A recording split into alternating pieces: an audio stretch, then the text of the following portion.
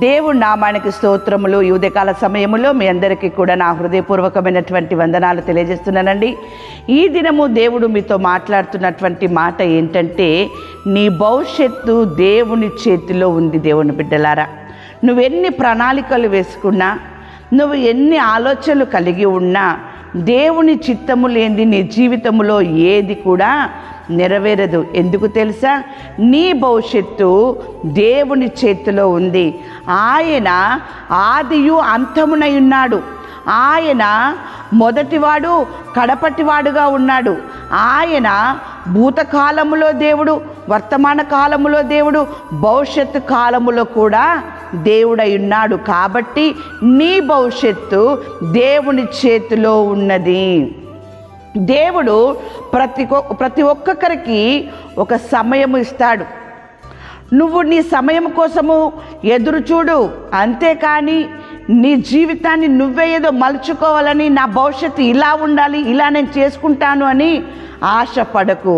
ఎందుకంటే దావీదును దేవుడు ఆయన సమయం వచ్చినప్పుడు ఆయన అభిషేకించడం జరిగింది.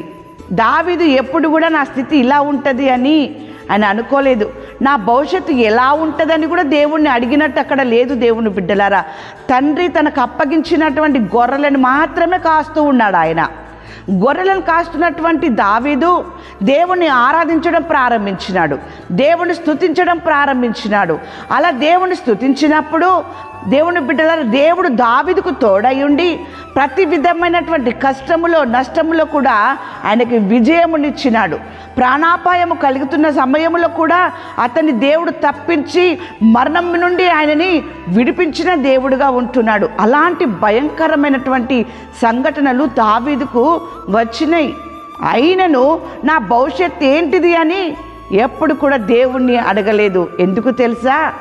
దేవుని చేతిలో ఆయన భవిష్యత్తు ఉన్నదని ఆయనకు అర్థమైంది. దేవుని ఎప్పుడైతే స్తుతిస్తున్నాడో, ఆయన సమస్తం నెరిగిన దేవుడు గనుక నన్ను కూడా ఆయన ముందుకు నడిపిస్తాడు, నా భవిష్యత్తు ఏంటిదో ఆయనకు తెలుసు అనేటటువంటి నమ్మకంలో ముందడుగు వేశాడు. ఈ రోజులలో ప్రతిదానికి గ్యారంటీ అని ఉంది, కానీ నరునికి గ్యారంటీ ఎక్కడ కూడా లేదు. దేవుని బిడ్డలారా, మీరు అనుకోవచ్చు, నేను ఆరోగ్యంగా ఉన్నాను, నేను బలముగా ఉన్నాను, నాకేమి కొదవా, సమస్తమైన సంపద నాకు ఉంది, సుఖం అనుభవిస్తున్నాను అని. కానీ ఈరోజు నీకు ఏమి జరుగుతుందో తెలియనటువంటి స్థితి నీది. నీ భవిష్యత్తు నీ చేతిలో లేదు. దేవుని బిడ్డలారా, అన్నిటికీ గ్యారంటీ ఉంది, కానీ నీకు మాత్రము గ్యారంటీ లేదు. నీకు గ్యారంటీ కావాలి అంటే నీ భవిష్యత్తును నువ్వు దేవుని చేతికి అప్పగించు.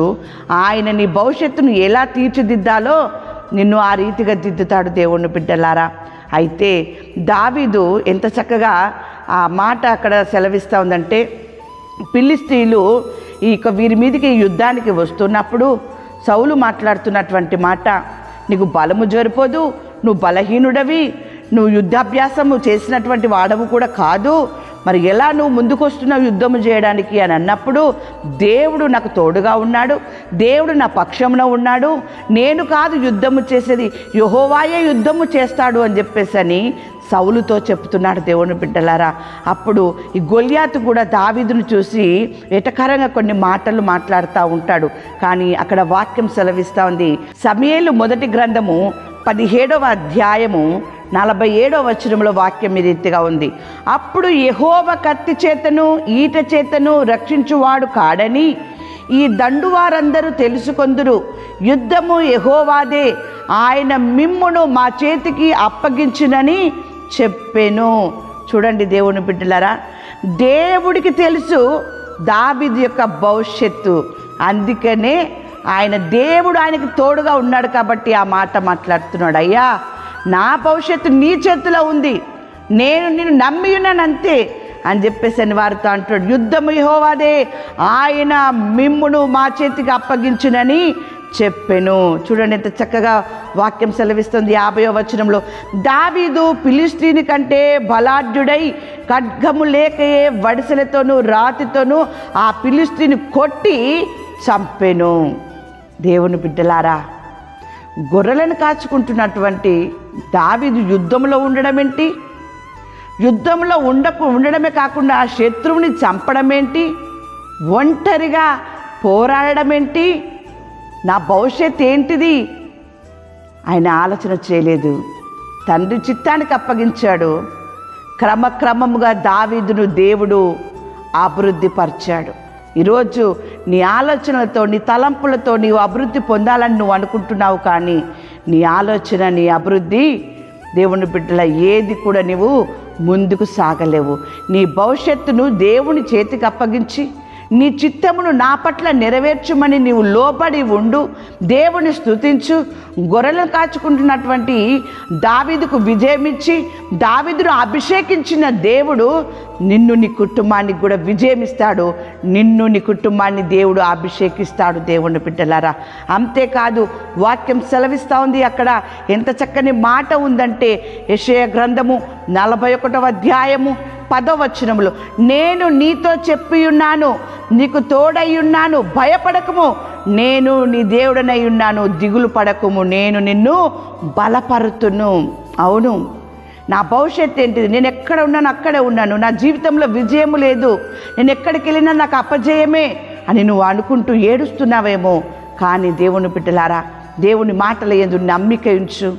దావీదు మాటలు విన్నావు కదా, దావీదు జీవితంలో జరిగినటువంటి ఆ యొక్క సంగతులను దేవుడు నీకు తెలియచెప్పి ఉన్నాడు కదా. నువ్వు దేవుని స్తుతించు, దేవుని మాత్రమే నమ్ము. నీ భవిష్యత్తు దేవుని చేతిలో ఉంది కాబట్టి ఆయన యందే నువ్వు విశ్వాసముతో ఉండు, ఆయనను కలిగి ఉండు. దేవుడు నీతో మాట్లాడుతున్నాడు, నేను నిన్ను బలపరుతును. ఎంత చక్కని మాట. ఆయన నిన్ను ముందుకు నడిపిస్తాడు, అంచెలంచెలుగా నిన్ను ఆశీర్వదిస్తాడు, అంచెలంచెలుగా నిన్ను ఎదిగింపజేస్తాడు, అంచెలంచెలుగా ఆయన నిన్ను హెచ్చింపజేస్తాడు. దేవుని బిడ్డలారా, దేవుని యొక్క వాక్యం సెలవిస్తూ ఉంది కదా, ఇక్కడ ఎంత చక్కగా ఉందంటే, నీవు నా దృష్టికి ప్రియుడవైనందున ఘనుడవైతివి, నేను నిన్ను ప్రేమించుచున్నాను. ఎప్పుడైతే నీ భవిష్యత్తును దేవుని చిత్తానికి అప్పగించి నువ్వు దేవునికి లోపడతావో ఆయన దృష్టికి నీవు ప్రియుడవైనందున ప్రియుడవైతవి. ఎంత చక్కని మాట. అప్పుడు దేవుడు నిన్ను ప్రేమిస్తాడు, చక్కని భవిష్యత్తును నీకు అనుగ్రహింపజేస్తాడు. దేవుని బిడ్డలారా, ఈ ఉదయకాల సమయంలో దేవుని మాటను వింటున్నటువంటి నీవు దేవుని యొక్క మాటలపైన నమ్మకం కలిగి ఉన్నట్లయితే నీ జీవితంలో కూడా ఇలాంటి మేలును నువ్వు చూస్తావు. దేవుని బిడ్డలారా, వాక్యం సెలవిస్తూ ఉంది. 40వ కీర్తన 5వ వచనములో వాక్యం రీతిగా ఉంది, యెహోవా నా దేవా, నీవు మా ఎడల జరిగించిన ఆశ్చర్య క్రియలను, మా ఎడల నీకున్న తలంపులను బహు విస్తారములు, వాటిని వివరించి చెప్పేదని అనుకొంటినా అవి లెక్కకు మించి ఉన్నవి, నీకు సాటి అయిన వాడొక్కడును లేడు. ఎంత చక్కగా దావీదు మహారాజు ఈ వాక్యాన్ని రాసి ఉన్నాడు. అవును దేవుని బిడ్డలారా, దేవుని యొక్క కార్యములు, ఆయన తలంపులు, నీ పట్ల జరిగించిన కార్యాలని నువ్వు వివరించగలుగుదువా? అంత గొప్ప కార్యములు దావీదు పట్ల చేసిన దేవుడు నీ పట్ల కూడా ఆయన చేయడానికి సిద్ధముగా ఉన్నాడు. నీవు నమ్మినట్లయితే దావీదు పట్ల జరిగిన కార్యము నీ పట్ల, నీ కుటుంబం పట్ల జరుగునుగాక. ఈ ఉదయకాల సమయంలో దేవుడు మీతో మాట్లాడుతున్నటువంటి మాట యెహెజ్కేలు గ్రంథము 36వ అధ్యాయము 11వ వచనములో వాక్యం ఈ రీతిగా ఉంది, మునుపటి కంటే అధికమైన మేలు మీకు కలగజేసేదను. నీ భవిష్యత్తును దేవుని యొక్క చిత్తానికి నువ్వు అప్పగించినప్పుడు మునుపు నీ జీవితంలో జరిగినటువంటి మేలు కంటే అధికమైన మేలును దేవుడు మీ పట్ల, మీ కుటుంబం పట్ల జరిగించి మిమ్మల్ని ఆశీర్వదించునుగాక. ఆమేన్.